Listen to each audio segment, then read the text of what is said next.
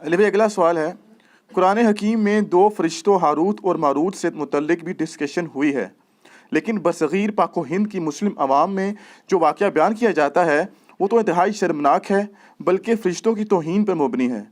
Please اس حوالے سے ہمیں صحیح انفارمیشن دیں تاکہ عوام الناس کو کہانیوں سے بچایا جا سکے۔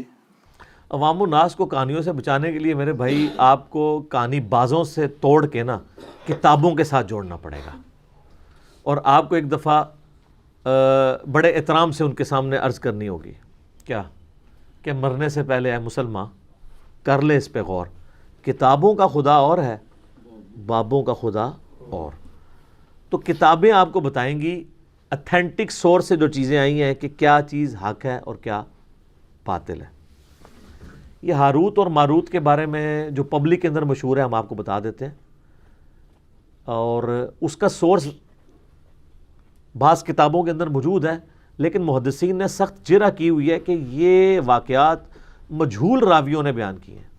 آپ ذرا اس بات کو سمجھ لیں، چونکہ اسلام نے دو بڑی سپر پاورز اکھاڑی تھیں، رومن امپائر اور پرشین امپائر، لہٰذا کئی لوگوں نے اس وقت اسلام کے غلبے کی وجہ سے دب کے اسلام تو قبول کر لیا، لیکن بعد میں یہ ہوا کہ انہوں نے اسلام کے ساتھ اپنی دشمنی نبھائی۔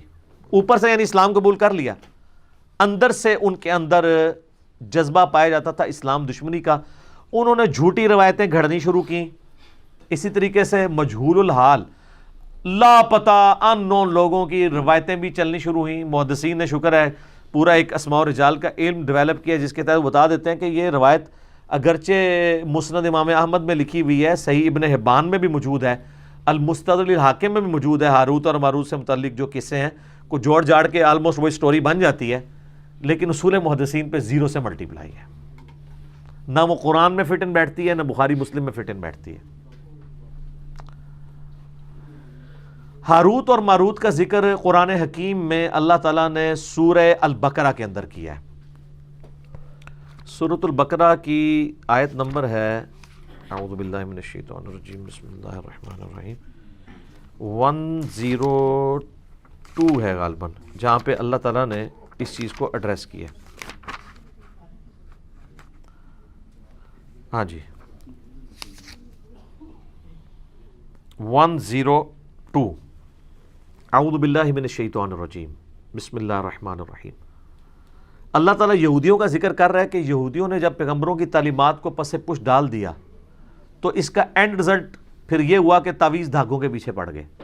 جب آپ وحی کی تعلیم کو پس پش ڈالتے ہیں نا، پھر جادوگروں کی تعلیمات جو شیاطین ان کو سکھاتے ہیں، کیونکہ ظاہر ہے روحانی علم کے مقابلے پہ شیطانی علم ہے، تو وہ پھر رواج پکڑتا ہے، حتیٰ کہ اندازہ کریں نقش سلیمانی بھی لکھا جاتا ہے آج بھی، نقش سلیمانی حضرت سلمان کی طرف، اور یہ کام یہودیوں نے سازش کی۔ یہودیوں نے کیسے سازش کی؟ انہوں نے سازش اس طرح کی کہ حضرت سلمان علیہ السلام کو اللہ تعالیٰ نے بڑے غیر معمولی معجزات دیے تھے۔ سورہ سعد پڑھ کے دیکھیں، سورہ سبا پڑھ کے دیکھیں، میرا تخت بلقیس والا کلپ دیکھیں، میں نے حضرت سلمان علیہ السلام کا تعارف کروایا، سیدنا سلمان ابن داود علیہ السلام۔ ان کو پرندوں کی بولیاں اللہ نے سکھائی تھی، ہواؤں پہ ان کی حکومت تھی، صبح اور شام کی ان کی جو ٹریولنگ ہے وہ ایک ایک مہینے کے برابر وہ تخت پہ سفر کرتے تھے، پہاڑ ان کے ساتھ تسبیحات کرتے تھے، جنات ان کے لیے مسخر تھے جو سمندروں میں غوطے لگاتے تھے، بڑی بڑی عمارتیں اور تماثیل ان کے لیے وہ کریٹ کرتے تھے۔ اتنے غیر معمولی ان کو اللہ تعالیٰ نے نا پاورز دی تھی سلمان علیہ السلام کو، ایسی بادشاہت نہ سلمان علیہ السلام سے پہلے کسی نے اس روح ارض پہ دیکھی ہے نہ قیامت تک۔ وہ تو قرآن میں بھی ذکر ہے، انہوں نے دعا کی تھی، اللہ جو تو نے مجھے دیا ہے نا میرے بعد کسی کو نہ دینا، اللہ نے ان کی دعا قبول کی ہے۔ تو اب اتنی غیر معمولی پاور تھی تو ظاہر ہے پھر شیطان نے اس کے اگینسٹ زور بھی غیر معمولی لگایا، ٹھیک ہے۔ تو حضرت سلمان علیہ السلام کے پیچھے اللہ تھا، انہوں نے شیاطین کو، جادوگروں کو، ان کو قابو کر لیا، ان سے وہ کام لیتے تھے، قرآن میں ذکر ہے، قرآن میں بس اتنا ہی ہے۔ یہ جو سورہ بقرہ کی آیت نمبر 102 ہے نا، اس کے کانٹیکسٹ میں اس کو میں بعد میں کور کرتا ہوں۔ المستدرک الحاکم میں ایک حدیث ہے صحیح سند کے ساتھ کہ عبداللہ ابن عباس کے پاس ایک بندہ آتا ہے کوفے سے, تو اس سے پوچھتے ہیں کوفے کا کیا حال ہے. انہوں نے کہا کوفے کا حال یہ ہے کہ کوفے کے لوگ تو یہ عقیدہ رکھتے ہیں کہ حضرت علی علیہ السلام مرے نہیں ہیں بلکہ وہ روپوش ہو گئے ہیں, ان قریب دوبارہ ظاہر ہو جائیں گے, پردہ فرما لیا. تو ابن عباس کو غصہ آ گیا. دیکھیں صحابہ کرام کس طرح عقیدے کی اصلاح کرتے تھے. انہوں نے کہا کہ اگر علی مرنے کے بعد دوبارہ دنیا میں آ جائے گا تو یہ بتاؤ کہ علی کے مرنے کے بعد اس کی وراثت کیوں تقسیم ہوئی ہے, اس کی عورتوں نے نئے نکاح کیوں کر لیے ہیں. آئے ہائے ہائے, یہ صرف نبی کا پروٹوکول ہے کہ اس کی وفات کے بعد اس کی بیوی نکاح نہیں کر سکتی کیونکہ وہ امت کی ماں ہے. یہ نبی کا پروٹوکول ہے سورۃ الاحزاب میں, النبی اولیٰ بالمؤمنین من انفسہم وازواجہ امہاتہم. صحابہ میں تو کوئی فوت ہوتا تھا دوسرا صحابی اس کی بیوی سے شادی کر لیتا تھا. خود حضرت علی نے حضرت ابوبکر کی بیوی سے شادی کی ہے ان کی وفات کے بعد, اسما بنت امیس سے. اسی لیے محمد بن ابی بکر جو حضرت ابوبکر کے بیٹے ہیں پرورش ساری مولا علی نے کی ہے, اسی لیے جنگ جمل میں حضرت علی کے ساتھ تھے اور اما عائشہ کو سمجھاتے تھے. سیدہ عائشہ کا قاتل کون, وہ آپ میرا کلپ دیکھ لیں, اس میں نے محمد بن ابی بکر کا تعارف بھی کروایا رضی اللہ تعالیٰ عنہ علیہ السلام. تو عبداللہ ابن عباس نے جب یہ اس کو پھکی دی نا, انہوں نے کہا کوفے کے لوگوں اگر علی نے مرنے کے بعد دوبارہ دنیا میں آ جانا ہے تو اس کی بیوہ بیویوں نے اور شادیاں کیوں کر لی ہیں اور اس کی وراثت کیوں تقسیم ہو گئی ہے. یہ انہوں نے پھکی دی کہ وہ فوت ہو چکے ہیں, کوئی دنیا میں واپس نہیں آ سکتا. حتیٰ کہ مسلم شریف کے مقدمے میں ہے جب کچھ تابعین کے دوران ایک بندے نے آ کے لچ تلا کہ جی جب عبداللہ ابن مسعود ہمارے پاس آئے تھے جنگ صفین کے موقع پہ تو انہوں نے ہم سے ایک حدیث بیان کی, تو وہ تابعین کہنے لگے عبداللہ ابن مسعود تو 33 ہجری میں فوت ہو گئے تھے اور جنگ صفین ہوئی ہے 37 ہجری میں, یہ اپنے مرنے کے 4 سال کے بعد عبداللہ ابن مسعود کیا قبر سے نکل کے آگے حدیث بیان کر گئے تھے؟ نا, پہلے نہیں سن لوگ قبریں تو نکل دے. ہاں اس تو بعد بشکارلے بزرگ نکلنا شروع ہو گئے کہانیاں, اُن بھی نہیں نکلتے اللہ فضل ایس پلیٹ فارم دی برکت, اُن بھی ڈر گئے اُن نہیں نکلتے. یعنی کہانیوں میں نکلتے تھے, فزیکلی تو پہلے بھی کبھی نکلے, بیچ میں تھوڑا سا پیریڈ آیا تھا, اب دوبارہ نشت ثانیہ شروع ہو چکی ہے الحمدللہ. تو عبداللہ ابن عباس رضی اللہ تعالیٰ عنہ نے کہا کہ اس طرح تو نہیں ہو سکتا, اور پھر انہوں نے کہا اے کوفے کے لوگوں تمہارا حال تو وہی ہے, تم آئے ہو عراق سے, عراق کے لوگ ہی تھے نا, بابل شہر کے رہنے والے, بابل کا نام بھی آئے گا اس میں, بابل ہم اردو میں کہہ رہے ہیں, لفظ بابل ہے, اور بیبلونیا انگلش کے اندر دنیا کی سب سے قدیم ثقافت ہے. تو یہ تم لوگ ہی تھے نا, جو تمہارے لوگوں کا تو صاحب وہی ہے جو سلمان علیہ السلام نے جب جنات کو قابو کیا تو ابن عباس نے کہا, اور ان کی وہ ساری شیطانی کتابیں جو ہیں جو ان کو شیاطین کچھ خبریں دیتے تھے فرشتوں سے چوری کر کے, تو اس میں جھوٹ ملا کے وہ پبلک کو بتاتے تھے, وہ ساری کتابیں قبضے میں لے کے نا سلمان علیہ السلام نے نا اپنے محل کے اندر دفنا دی اپنی کرسی کے نیچے. ان کا رعب تو آپ کو پتا تھا نا, قرآن میں آتا ہے کہ فوت ہونے کے کتنے عرصے بعد تک بھی جنوں کو نہیں پتا چلا, تو ان کی کرسی کے نزدیک کس نے لگنا تھا. بہرحال جب یہ معاملہ حضرت سلمان علیہ السلام فوت ہو گئے, بعد میں لوگوں نے ان کی کرسی کے نیچے سے, انہوں نے کہا پتہ نہیں کرسی میں کوئی ایسی طاقت ہے, وہ جب کھدائی کی تو وہ کتابیں نکل آئیں. انہوں نے کہا اچھا یہ سلمان تو جادوگر تھا, یہ جادو کی خزانے ہمارے ہاتھ لگ گئے ہیں, یہ ان کتابوں کے ذریعے وہ سارے کام کرتا تھا. ان کے ماننے والوں نے ان کو جادوگر کہہ دیا, کہتے ہیں یار جادو کے بغیر تو اتنا غیر معمولی علم ہو ہی نہیں سکتا. تو اللہ تعالیٰ نے پھر اس کی نفی کیا. پھر ابن عباس نے کہا کہ قرآن پڑھ کے دیکھو, اللہ نے سلمان علیہ السلام کو بری کیا اس سے. اور پھر انہوں نے سلمان علیہ السلام سے متعلق آیت نمبر سورۃ البقرہ کی 102 پڑھی. ابن عباس نے اعوذ باللہ من الشیطان الرجیم, واتبعوا ما تتلو الشیاطین علی ملک سلیمان, اور سلمان علیہ السلام کے دور حکومت کے اندر لوگوں نے پیروی شروع کر دی شیاطین کی اوپر جو چیزیں نازل ہوتی تھیں جادوگری. وما کفر سلیمان, سلیمان نے کبھی کفر نہیں کیا. ہائے ہائے ہائے, سلمان جادوگر نہیں تھا, وہ اللہ کا پیغمبر تھا. ولیکن الشیاطین کفروا, بلکہ شیطانوں نے کفر کیا. یعلمون الناس السحر, وہ لوگوں کو جادو سکھاتے تھے. وما انزل علی الملکین ببابل ہاروت و ماروت, اور جو ہم نے نازل کیا تھا بابل شہر میں, بیبلونیا میں, ہاروت اور ماروت 2 فرشتوں کے اوپر. وہ بھی ایک علم تھا جو لوگوں کی آزمائش کے لیے تھا، ایک جادو کا علم، ایک وہ علم. کیونکہ اللہ تعالیٰ نے کہا کہ سلیمان علیہ السلام چلے گئے ہیں تو اب ذرا چیک تو کیا جائے نا کہ ان کے پکے مخلص ساتھی کون سے ہیں. کئی لوگ تو وہیں پہ ہی ختم ہو گئے نا، جب وہ کتابیں نکلی تو وہ سفلی علوم کے اندر پڑ گئے. جو باقی بچے تھے اللہ نے کہا ان کو بھی میں ذرا آزماؤں گا. سر اللہ چیک تو کرتا ہے نا کہ نبی کے جانے کے بعد انہوں نے کوئی تعلیمات چھوڑ تو نہیں دی. تو اللہ تعالیٰ نے 2 فرشتے وہاں بھیج دیے جو لوگوں کو ایسا علم سکھاتے تھے جس کے ذریعے میاں بیوی میں جدائی ڈال دی جائے. اب یہ بعض لوگ کہتے ہیں نہیں جی فرشتے اس طرح کا برا علم کیسے سکھا سکتے ہیں. وہ یار قرآن میں لکھا ہے کہ وہ آزمائش کے لیے تھا. اور اللہ تعالیٰ نے، شیطان کو کس نے پیدا کیا؟ اللہ نے آزمائش کے لیے پیدا کیا نا. ٹھیک ہے نا. ہم کیا کہتے ہیں؟ من شر ما خلق، اے اللہ میں ہر اس چیز کے شر سے تیری پناہ میں آتا ہوں جو پیدا تو نے کی ہے. تو فرشتوں کو اللہ نے آزمائش کے لیے بھیجا ہے. انہوں نے کفر نہیں کیا تھا بلکہ آزمائش کے لیے انسانی شکل میں آئے.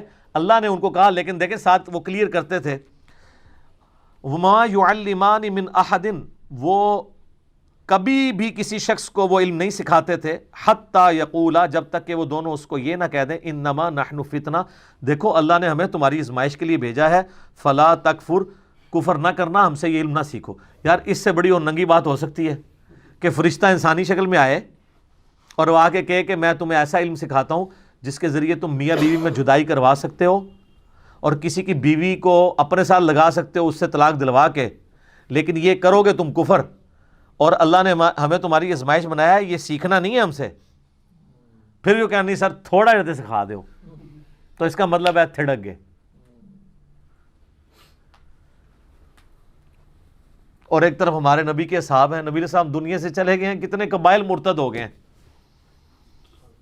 اور حضرت ابوبکر کہہ رہے ہیں کہ اگر جنگل کے درندے بھی آ کے مجھے کاٹ دیں تو جو اللہ کے نبی کے زمانے میں ایک رسی بھی دیتا تھا زکوٰۃ میں نہیں دے گا، نہ میں قتال کروں گا، اکیلا مجھے کرنا پڑے. ہزاروں لوگ مرتد ہو گئے ہیں اور صحابہ کے کانفیڈنس نے اتنی کم مین پاور کے ساتھ رومن اور پرشین امپائر اکھاڑ کے رکھ دی ہے.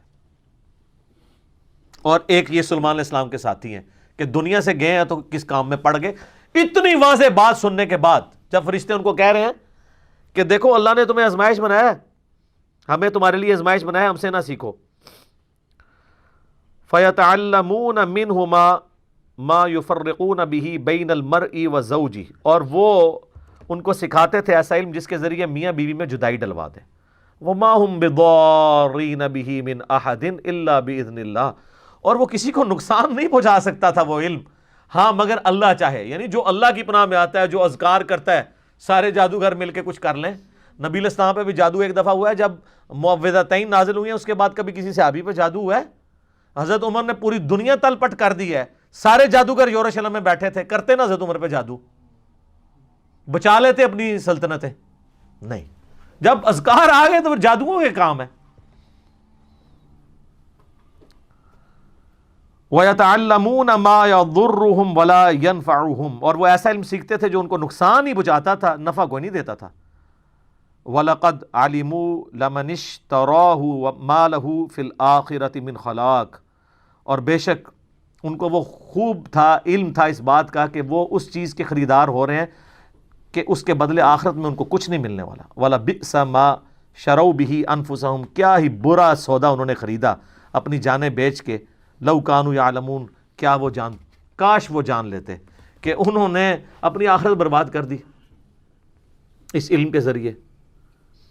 تو یہ تو سر صحیح مسلم میں بھی حدیث ہے نا کہ شیطان کا تخت پانیوں پہ ہے، عین ممکن ہے برمودا ٹرائنگل پہ لگا ہو. شام کے وقت سارے اس کے کارندے اس کو کارگزاری سناتے ہیں، آج میں نے فلاں شخص سے فلاں گناہ کرایا، فلاں سے فلاں کرایا، فلاں سے فلاں کروایا. کوئی امپریس نہیں ہوتا. ایک اس کا شاگرد آ کہتا ہے میں نے آج میاں بیوی کے درمیان جدائی کروا دی ہے. وہ اس کو گلے لگا کے ملتا ہے، وہ بھائی تو صحیح کام کیتا ہے، کیونکہ تمدن کی جڑ ہی کٹ جائے گی جب میاں بیوی علیحدہ ہوں گے، اولاد بھی ختم، مینٹل ماڈلز بدل گئے، معاشرے کے لیے ناسور بن جائیں گے. تو یہ فتنہ شیاطین والا ہے. قرآن میں بھی آیا کہ میاں بیوی میں جدائی، اور یہاں پہ بھی میاں بیوی میں جدائی شیطان ڈلوا کے خوش ہوتا ہے. تو وہ کہتے ہیں ہاروت اور ماروت جو ہے نا، یہ وہ ہے جو احادیث میں لکھا ہوا ہے مضبوط روایتوں کے اندر، المسند الحاکم میں مجھے اس کا نمبر بھی بائی چانس یاد ہے, اگلے دن بھی کسی نے پوچھا تھا, 3051 اور 52 نمبر آپ دیکھیں. اس میں کمزور روایتیں بھی ہیں کہ جی وہ کہتے ہیں کہ جی یہ بھی روایت ہے مسند احمد میں, ابن حبان میں, المستدرک الحاکم کے اندر, لیکن کہانی ہے, مجہول ہے اس کے راوی بیان کرنے سے. وہ کہتے ہیں کہ جی وہ فرشتوں نے اللہ کو کہا کہ اللہ تو نے اس کو خلیفہ بنا دیا, یہ تو زمین میں گناہ کرتا ہے, تو اللہ نے فرشتوں کو چیلنج دیا کہ اچھا جی کوئی نیک 2 فرشتے لے آؤ اپنے. میں تمہیں بتاتا ہوں نا, انسان کے بارے میں تم یہ بات کرتے ہو, یہ کسی دکھی انسان نے بیٹھ کے سٹوری گھڑی ہے کہ اسی بڑے ہوتے ہیں, اتے آؤ, لقد خلقنا الانسان فی احسن تقویم. لیکن آگے بھی ہے, جب آپ برائی پہ اترتے ہیں ثم رددناہ اسفل سافلین. ہاں واقعی اگر آپ بن جائیں ابو بکر, عمر, عثمان و علی, تو کوئی آپ کے مقابلے کا نہیں ہے. تیرے ہوتے جنم لیا ہوتا تو فرق تب پڑتا جب تیری تعلیمات پہ بھی عمل کرتا, ورنہ چاہے اس زمانے جمے چاہے آج جمے, فرق کو نہیں کرنا پینا, رفع دین پھر بھی نہیں تو کرنا, جو مرضی ہو جائے, اللہ یہ کہ تو حق کو ایکسیپٹ کر لے.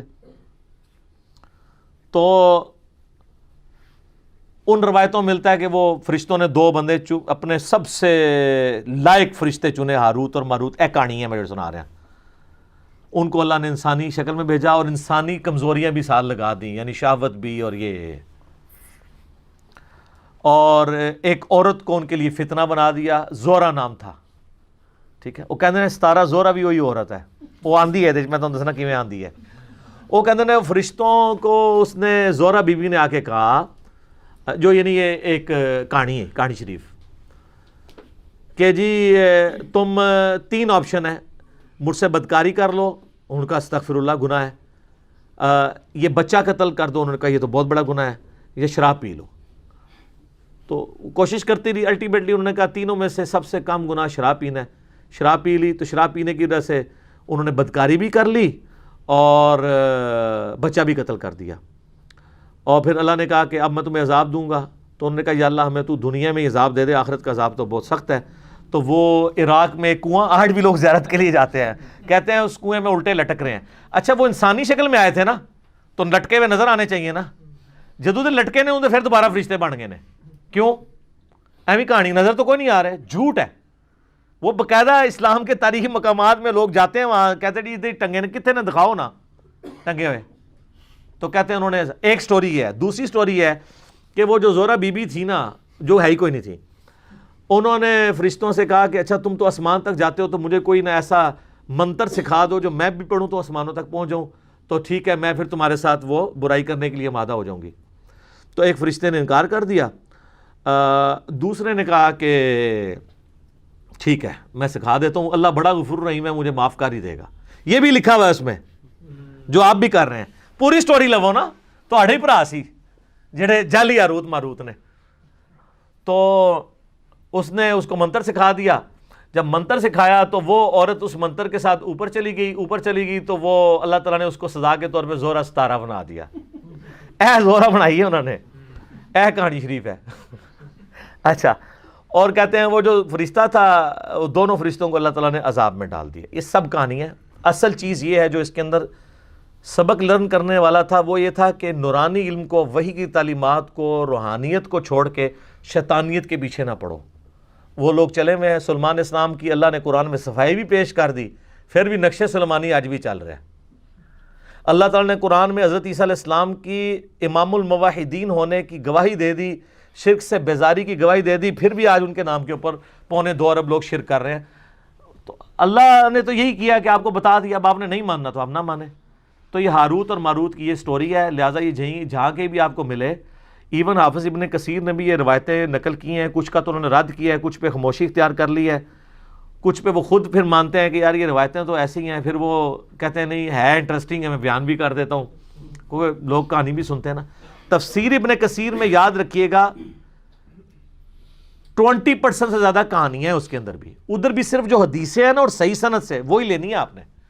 جیسے مسلم شریف کی شرح میں جو شرح میں اسے کہتا ہوں جو لکھتے ہیں مولوی حاشیے میں, اس کو نہیں آپ نے دیکھنا, آپ نے وہ مولانا شریف ہے, مولانا شریف کو مسلم شریف سے نکال کے مسلم شریف کو پاک کرنا ہے. اس طریقے سے تفسیر ابن کثیر میں بھی جو احادیث ہیں جن کی پوری اسناد ہیں ان کو آپ نے دیکھنا ہے, اور وہ سند بھی صحیح ہو.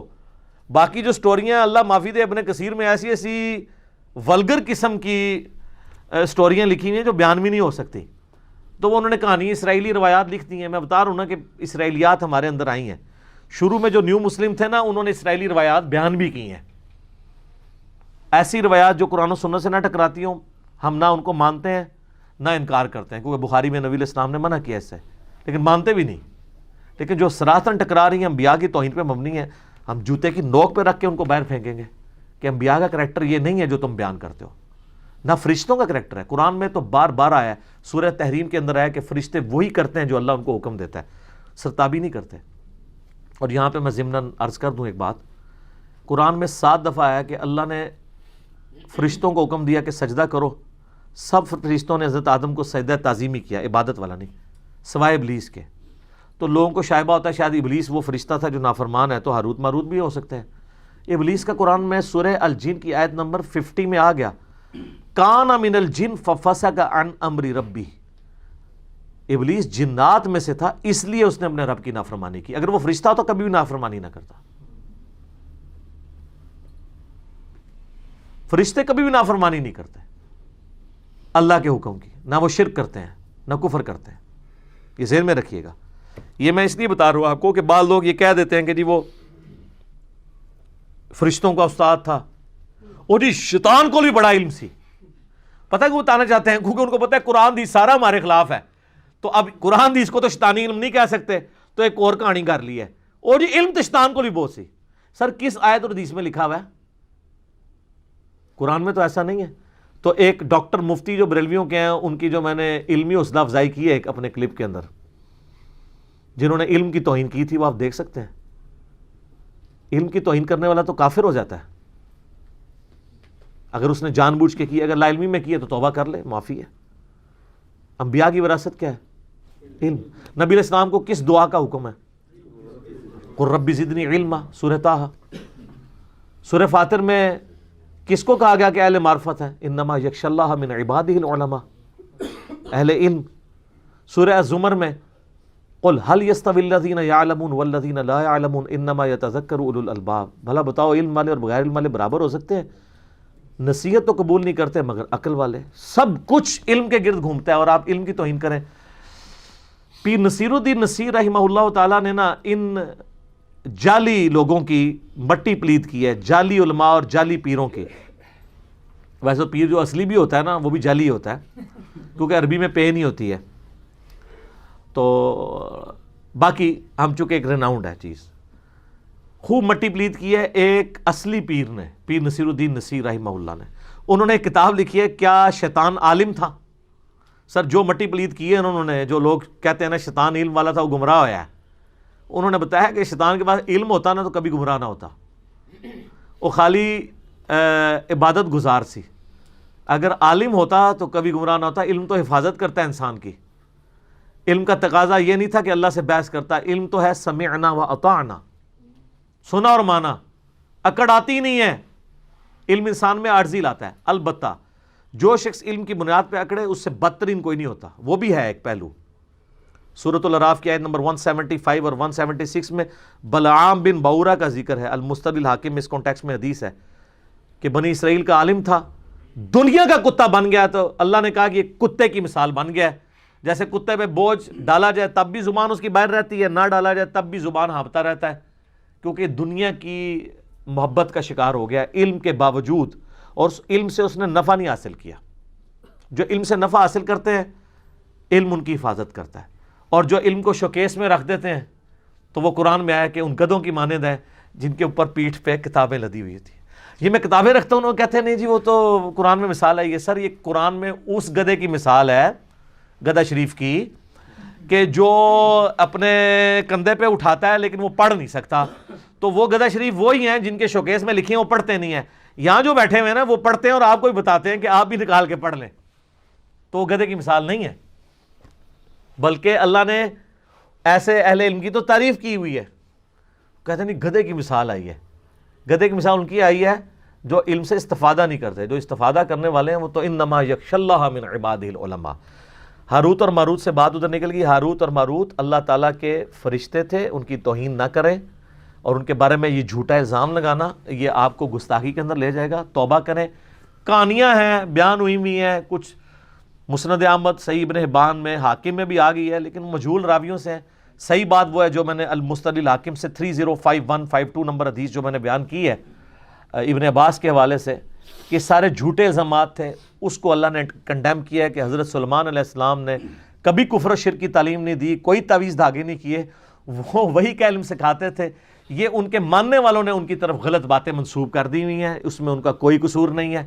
سلیمان علیہ السلام نے کبھی کفر نہیں کیا، وہ تو پکے موحد تھے۔ اور میں اس کانٹیکس میں ریکویسٹ کروں گا، میرا تخت بلقیس والا آپ کلپ دیکھیں ضرور، اس میں میں نے سلیمان علیہ السلام کا تعارف کروایا ہے کہ کیا وہ شخصیت تھے، اللہ نے ان کو کیا کیا خوبیاں دی تھی۔ لیکن بنی اسرائیل ان کے خلاف ہو گیا، حالانکہ خود سلیمان علیہ السلام ابراہیمی تھے، ان کی اولاد میں سے تھے، لیکن جب ان کی غلطیاں ہائی لائٹ کیں، جس طرح حضرت عیسیٰ علیہ السلام کے یہ خلاف ہو گئے، سلیمان علیہ السلام کے خلاف ہو گئے۔ پھر قرآن میں اللہ تعالیٰ نے یہ بھی فرمایا کہ ہم نے داود اور سلیمان کے ذریعے خود بنی اسرائیل پہ لعنت کروائی ہے، تو وہ تو ماننے کے لیے تیار ہی نہیں تھے۔ ان ہستیوں کو اللہ نے ان کو عزت دی، نبوت سے سرفراز فرمایا، عزت دی، کتاب نازل کی، زبور ان کے والد کے اوپر، اور جانشین بنایا ان کو۔ تو یہ نقشِ سلمانی پھر بھی چل رہا ہے، سلمانی ٹوپی بھی چل رہی ہے، پتہ نہیں کیا کچھ چل رہا ہے سلیمان علیہ السلام کے نام کے اوپر۔ سب کہانی ہے سر، قرآن سے جڑیں، احادیث سے جڑیں تو آپ کو سچائی پتہ چلے گی۔ ٹھیک ہوگا جی؟ اللہ تعالیٰ سے دعا ہے جو حق بات میں نے کہی اللہ تعالیٰ ہمارے دلوں میں راسخ فرمائے۔ اگر جذبات میں میرے منہ سے کوئی غلط بات نکل گئی، اللہ تعالیٰ ہمارے دلوں سے ہی محو کر دے، ہمیں کتاب و سنت کی تعلیمات پر عمل کر کے دوسرے بھائیوں تک پہنچانے کی توفیق عطا فرمائے۔ سبحانک اللہم و بحمدک، اشہد ان لا الہ الا انت، استغفرک و اتوب الیک، وما علینا الا البلاغ المبین۔ جزاکم اللہ خیرا، احسن الجزاء۔